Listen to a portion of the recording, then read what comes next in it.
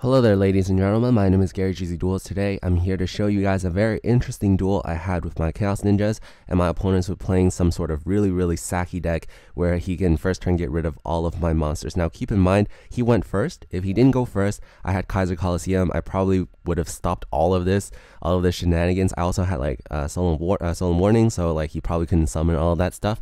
But you know, he went first. Like the game of Yu-Gi-Oh, he sacks me, I sack him. You know, it's all about this. So it's all about me trying to recover from his turn one super awesome play. So it's a really cool setup. He can discard the Sky-Scourge thing, and then he uses Lavalval Chain to search for the Dark Creator on top of his deck, so that when he uses the Sky-Scourge effect, he can draw into his Dark Creator, and from the Dark Creator, he can start accumulating advantages back, whereas I start with 0 cards. I can basically only top deck from my first turn on. But the good thing about my deck, the Chaos Ninja deck, is it's notoriously good at top decking. You draw into a Hanzo, all of a sudden you have a super transformation, all of a sudden you can transform with his biggest monster. Or if you draw into a Debris Dragon, all of a sudden you can bring back the Upstart Golden Ninja, go into a level 4 XYZ. And I draw into Summoner Monk, so whenever I draw into another spell card, I will be able to go into a XYZ monster. So it's a very good comeback deck. So unfortunately for my opponent, he's not going to win straight out. It's going to be a bit of a back and forth. I'm going to put up quite a fight. So of course he's going to try to accumulate so much advantage.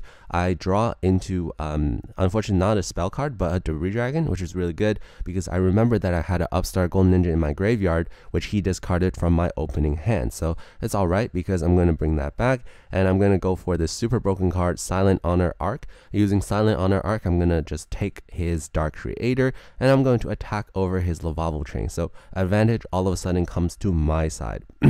But my opponent's deck, of course, you can't count it out.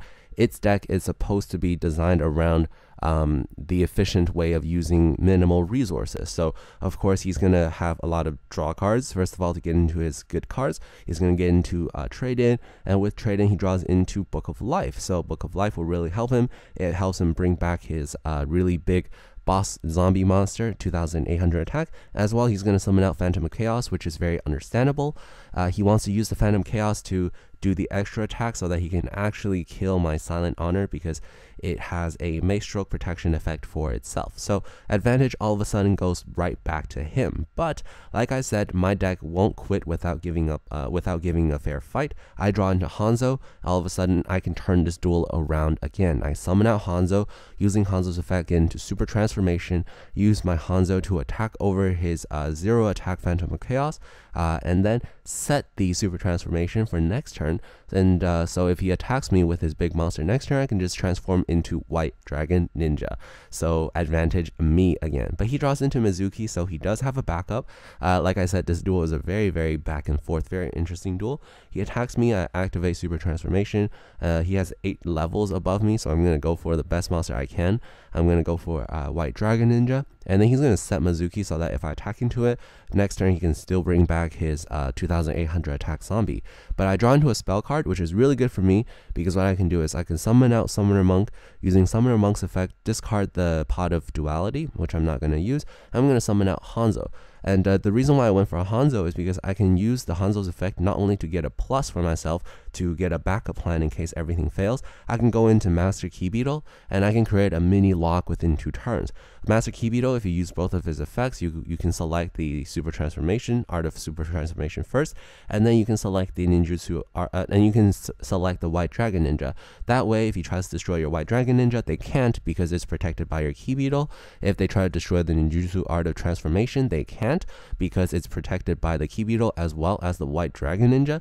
And if they try to destroy your Key Beetle, they can't, because you can use Key Beetle's effect to try to destroy the Ninjutsu Art, which is being protected by White Dragon Ninja. So it's like a mini indestructible lock. But unfortunately, he's not going to give me that opportunity. He's going to use Mizuki's effect to destroy my White Dragon Ninja.